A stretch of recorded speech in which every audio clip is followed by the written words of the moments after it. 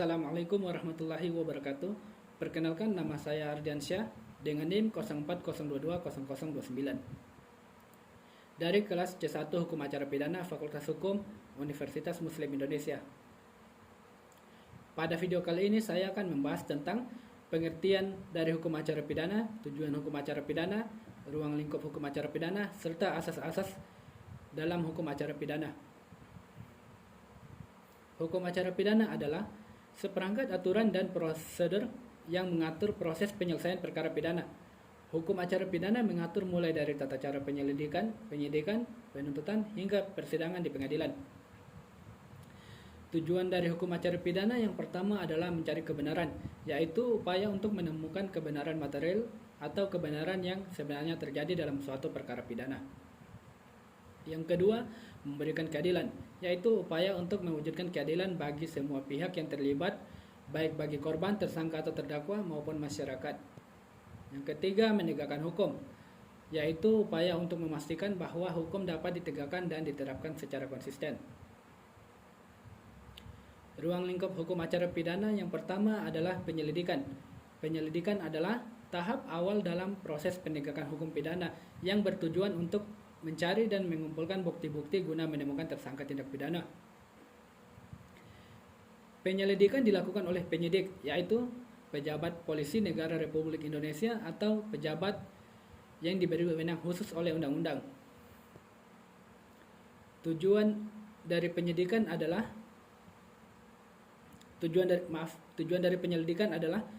untuk mencari dan mengumpulkan bukti permulaan yang cukup agar dapat dilanjutkan ke tahap penyidikan. Dalam tahap penyelidikan, penyidik berwenang melakukan tindakan-tindakan seperti menerima laporan atau pengaduan, melakukan pemeriksaan, melakukan penggeledahan, dan lain-lain. Hasil penyelidikan dituangkan dalam bentuk laporan penyelidikan yang akan menjadi dasar bagi penyidik untuk melakukan penyelidikan yang lebih lanjut. Penyidikan merupakan tahap awal yang penting karena dapat menentukan apakah suatu perkara dapat dilanjutkan ke tahap penyidikan ataupun tidak. Penyelidikan yang harus dilakukan secara profesional, independen, dan menjunjung tinggi hak asasi manusia. Jika ditemukan bukti yang cukup, maka perkara akan dilanjutkan ke tahap penyidikan. Kedua, penyidikan. Penyidikan merupakan tahap lanjutan setelah penyelidikan yang dilakukan oleh penyidik untuk mencari dan mengumpulkan bukti-bukti guna menemukan tersangka tindak pidana. Penyidik adalah pejabat kepolisian negara Republik Indonesia atau pejabat yang diberi wewenang khusus oleh undang-undang. Dalam tahap penyidikan, penyidik berwenang untuk melakukan penangkapan, penahanan, penggeledahan, dan penyitaan, memeriksa dan menggeledah badan, pakaian atau barang milik tersangka, memanggil dan memeriksa saksi dan tersangka, dan mendatangkan orang ahli yang diperlukan dalam hubungannya dengan pemeriksaan perkara. Hasil penyidikan dituangkan ke dalam berita acara penyidikan yang akan menjadi dasar bagi penuntut umum yang untuk melakukan penuntutan di pengadilan. Penyidikan merupakan tahap yang sangat krusial karena dapat menentukan apakah suatu perkara pidana dapat dilimpahkan ke tahap penuntutan ataupun tidak. Oleh karena itu, penyidikan harus dilakukan secara profesional, independen, dan menjunjung tinggi hak asasi manusia sesuai dengan asas-asas dalam proses peradilan pidana. Jika penyidikan dianggap cukup, maka perkara akan dilimpahkan ke tahap penuntutan. Penuntutan adalah tahap lanjutan setelah penyidikan dalam proses penegakan hukum pidana yang dilakukan oleh penuntut umum untuk mengajukan perkara ke pengadilan. Penuntutan dilakukan oleh penuntut umum, yaitu jaksa yang diberi wewenang oleh undang-undang untuk melakukan penuntutan dan pelaksanaan penetapan hakim. Tujuan utama penuntutan adalah untuk membawa tersangka dan barang bukti ke sidang pengadilan agar dapat diperiksa dan diputus oleh hakim. Dalam tahap penuntutan, penuntut umum berwenang untuk melakukan tindakan-tindakan seperti membuat surat dakwaan, mengajukan tuntutan pidana dalam melakukan upaya hukum. Hasil penuntutan dituangkan dalam bentuk surat dakwaan yang akan menjadi dasar bagi hakim untuk memeriksa dan memutus perkara di pengadilan. Penuntutan merupakan tahap yang sangat penting karena dapat menentukan apakah tersangka dapat dijatuhi hukuman ataupun tidak. Selanjutnya, pemeriksaan di pengadilan. Pemeriksaan di pengadilan adalah tahap akhir dalam proses penegakan hukum pidana, di mana perkara yang telah dituduhkan oleh penuntut umum diperiksa dan diputus oleh hakim. Pemeriksaan di pengadilan dilakukan oleh majelis hakim yang terdiri dari hakim ketua dan hakim anggota. Tujuan utama pemeriksaan di pengadilan adalah untuk mencari kebenaran material berdasarkan alat-alat bukti yang sah, sehingga hakim dapat memutus perkara secara adil. Dalam tahap ini, pemeriksaan di pengadilan, hakim berwenang untuk melakukan tindakan-tindakan seperti memanggil terdakwa, saksi, dan ahli, serta melakukan pemeriksaan terhadap barang bukti. Proses pemeriksaan di pengadilan diawali dengan pembacaan surat dakwaan oleh penuntut umum. Dilanjutkan dengan pemeriksaan alat-alat bukti, pembelaan terdakwa, dan akhirnya penjatuhan putusan oleh hakim. Putusan hakim dapat berupa pemindanaan, pembebasan, atau pelepasan dari segala tuntutan hukum. Pemeriksaan di pengadilan harus dilakukan secara terbuka untuk umum, independen, dan menjunjung tinggi hak asasi manusia.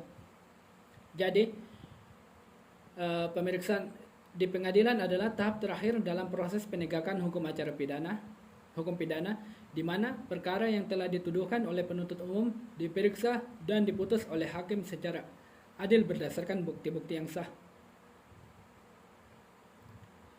Selanjutnya, asas-asas hukum acara pidana.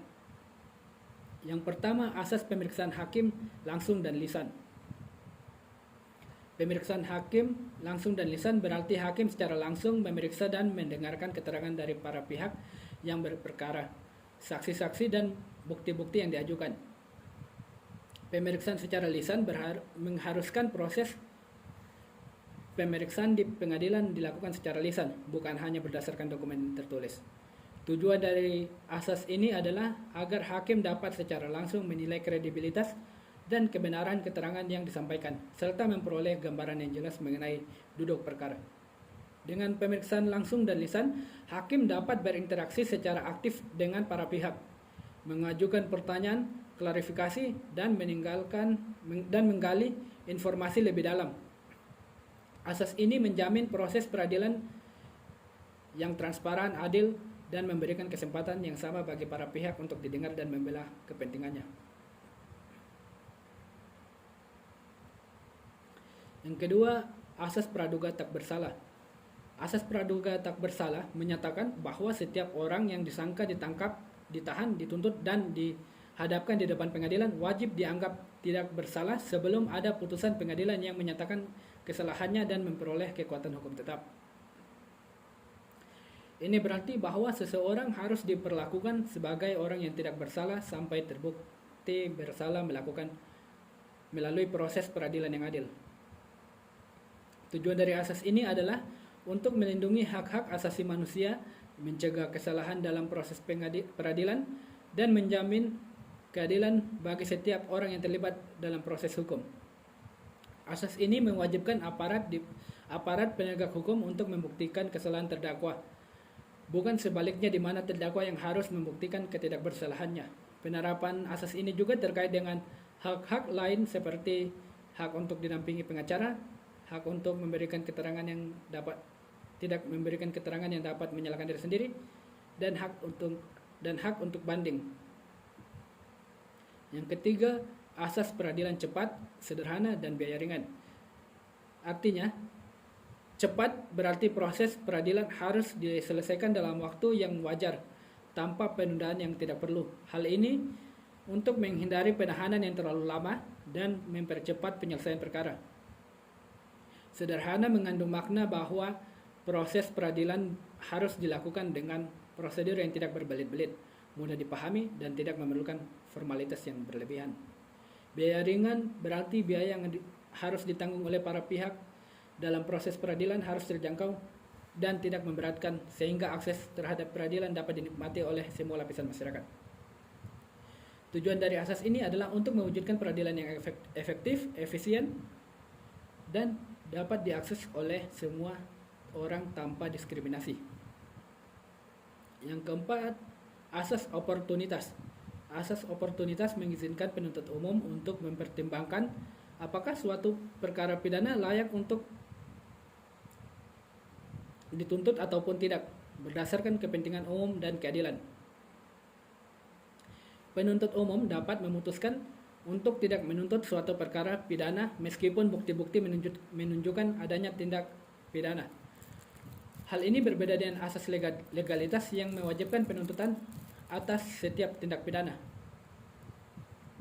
Pertimbangan penuntut umum dalam menerapkan asas oportunitas dapat berdasarkan faktor-faktor seperti dampak sosial, beban kerja pengadilan, serta kemungkinan penjatuhan tindak pidana yang tidak setimpal dengan kerugian yang ditimbulkan. Yang kelima, asas pemeriksaan pengadilan terbuka untuk umum. Artinya, asas ini menyatakan bahwa setiap proses pengadilan baik di persidangan maupun pengucapan putusan harus dilakukan secara terbuka untuk umum. Tujuan dari asas ini adalah untuk menjamin transparansi akuntabilitas proses peradilan, sehingga masyarakat dapat mengawasi jalannya proses hukum. Dengan adanya keterbukaan, masyarakat dapat mengakses informasi mengenai proses peradilan, memahami alasan-alasan putusan hakim, serta menilai kinerja aparat penegakan hukum. Pengecualian terhadap asas ini hanya dapat dilakukan dalam keadaan tertentu, misalnya untuk melindungi kesusilaan, ketertiban umum, dan kepentingan nasional. Yang keenam, asas semua orang diperlakukan sama di hadapan hukum. Asas ini adalah prinsip bahwa semua orang tanpa memandang status sosial, ekonomi, politik, ras, agama, atau afiliasi lainnya harus diperlakukan sama di bawah hukum. Prinsip ini menjamin bahwa tidak ada diskriminasi atau perlakuan istimewa dalam penerapan hukum. Setiap orang berhak dan berkewajiban yang sama di hadapan hukum. Hal ini berarti bahwa hukum harus ditegakkan secara adil dan tidak memihak, tanpa membedakan latar belakang seseorang. Semua orang harus tunduk pada hukum yang sama. Yang ketujuh, asas peradilan dilakukan oleh hakim karena jabatannya dan tetap. Asas ini menyatakan bahwa proses peradilan harus dilakukan oleh hakim yang memangku jabatan sebagai hakim, bukan oleh orang lain. Hakim yang menjalankan proses peradilan harus bertindak atas dasar kewenangannya sebagai pejabat negara yang diberi tugas kewenangan untuk memeriksa, mengadili, dan memutus perkara. Hakim harus tetap dalam menjalankan tugasnya, artinya tidak dapat diganti atau dihentikan sewenang-wenang selama masa jabatannya, kecuali karena alasan-alasan yang sah sesuai peraturan perundang-undangan. Asas ini bertujuan untuk menjamin independensi, imparsialitas hakim dalam menjalankan proses peradilan, sehingga putusan yang dihasilkan dapat objektif dan tidak mempengaruhi kepentingan pihak lain. Dengan adanya asas ini, hakim tidak dapat diganti atau dihentikan hanya karena alasan-alasan politis atau karena tidak menyenangkan pihak tertentu. Selanjutnya yang terakhir, asas tersangka atau terdakwa dapat mendapatkan bantuan hukum. Asas ini menyatakan bahwa setiap tersangka atau terdakwa berhak untuk mendapat bantuan hukum pada setiap proses peradilan pidana. Hak atas ini, bantuan hukum ini merupakan salah satu perwujudan dari prinsip due process of law dan fair trial dalam sistem peradilan. Dengan adanya bantuan hukum, tersangka atau terdakwa dapat mempertahankan hak-haknya, mendapatkan pembelaan yang layak, serta menjamin proses peradilan yang adil. Bantuan hukum yang dapat diberikan oleh advokat, pengacara, atau penasihat hukum yang kompeten dan independen.